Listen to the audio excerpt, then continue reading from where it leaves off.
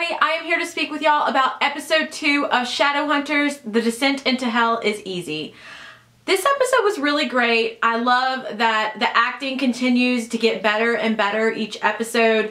I feel a lot more at ease with the characters and the actors now with this second episode. I really like the way the episode starts off right where episode 1 ended, where Clary is being torn between Jace and Simon on who to trust and who can help her. And I really love, it felt like the books in that point, it really did, because she's constantly being torn between these two people in the books before she realizes who she belongs with and who's just a friend and all that mess. The love triangle does not go on forever, you guys. Believe me, it doesn't. And honestly, that's not even my favorite love situation in the show. I'm all about Sizzy and Malik.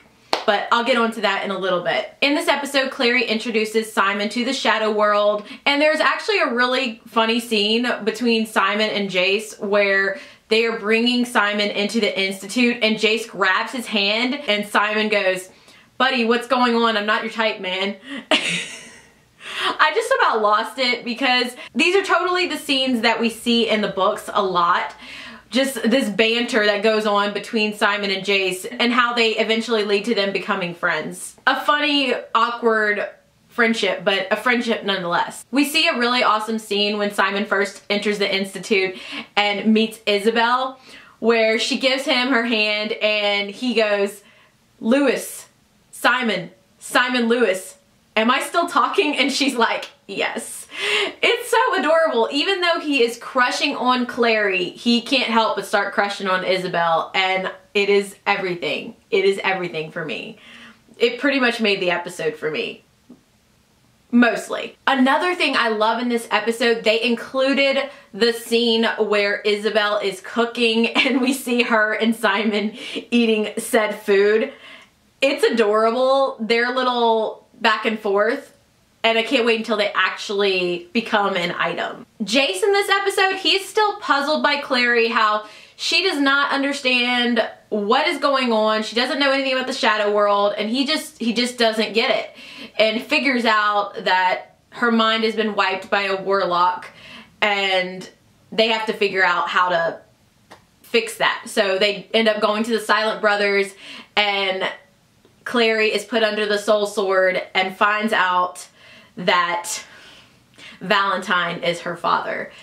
I love that they actually put that pretty early on into the series. Hopefully now, because they've done that, certain things happen a little sooner in the show than in the books, because it wouldn't make sense to split that up. Another awesome character that I am really happy with the changes is Hodge. I really love Hodge in this show, and I love the fact that all the circle members, it kind of reminds me of the Dark Mark with the Death Eaters in Harry Potter, how all the circle members have like this red circle on the side of their neck and it shows that they're a member of the circle. Well, what I really liked was that the fact it wasn't an empty threat, the way the Clave trapped. Now this is something that's in the books.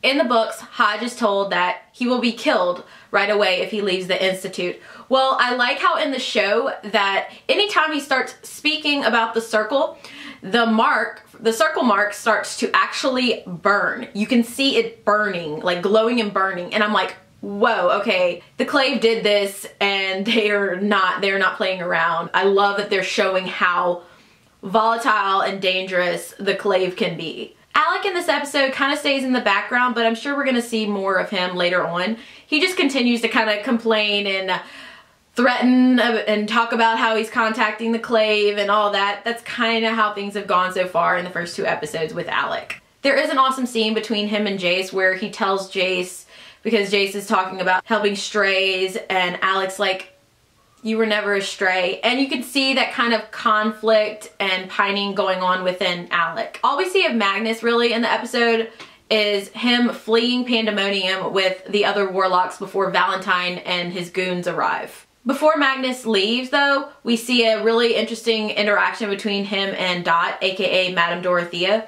in the books, Madame Dorothea is not a warlock, but in the show she is.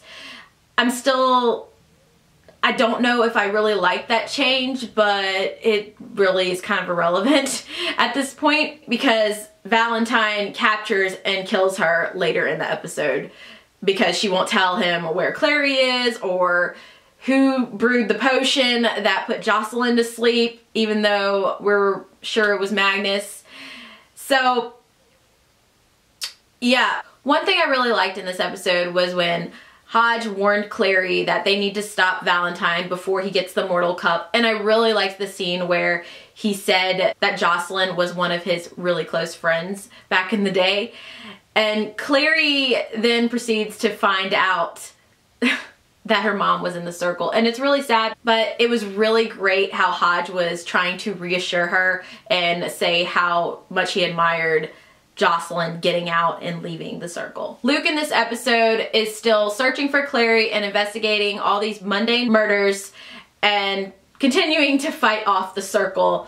He even gets berated by Dot for not being around for Clary when she needed him. A couple of things I really liked in this episode were all the times that we saw Jace calling Simon a mundane, and it was just, it was something straight out of the books. He's always calling him that.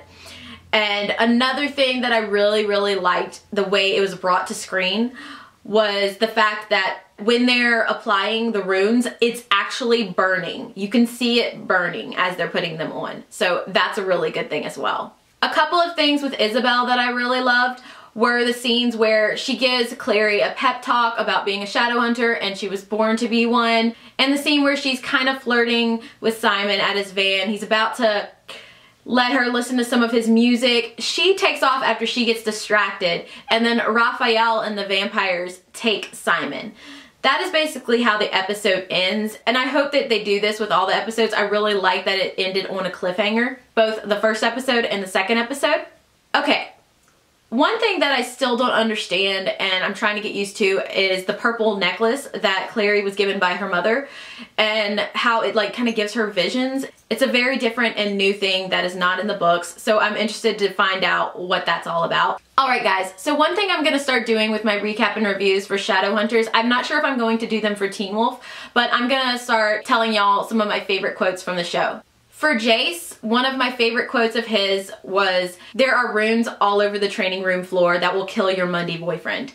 That was a really great little quote there. For Simon, one of my favorite quotes of his, I already told y'all, it was when he introduced himself to Isabel. Now, Alec, he had a couple of really great quotes in the episode that I'm gonna tell y'all. They're short and sweet kinda, but they're really good. One of the quotes of his that I loved was when he said, "I don't approve of this mission," right after Isabel predicted that he would say that. The best quote of Alex, I think, that really showed some of his character and the way he's seeing things so far in the show was when they're outside the Silent City and Simon is talking back and forth with Isabel, and Alec gestures at Simon and says, "I can't be here anymore, so Jace, I'm gonna go mind the perimeter." I really liked the way Matthew Daddario acted that out. It was so perfect and just everything. All of those quotes were really great, but my all-time favorite quote has to go to Isabel when she said to Clary, "Simon is kind of nerd hot." All in all, you guys, this episode was really great, and as the episodes progress, I think it's gonna get better and better. I know some of y'all don't want to give the show a chance because it's not just like the books, but remember, you guys, you can't expect a show or movie to be just like the books. Not everything is going to be like the Hunger Games, or Hunger Games is pretty much the only thing I can name that was really close to the books. But I mean, it's just really difficult to bring a book to life on screen. You have to adapt it and you have to make it to where it will please all the viewers, not just the people that have read the books. And I think they have done a really great job with this show so far. So I'm really excited to see where it goes. I hope y'all enjoyed this recap and review. Continue to comment, like, and subscribe, and I will talk to y'all later. Bye, guys.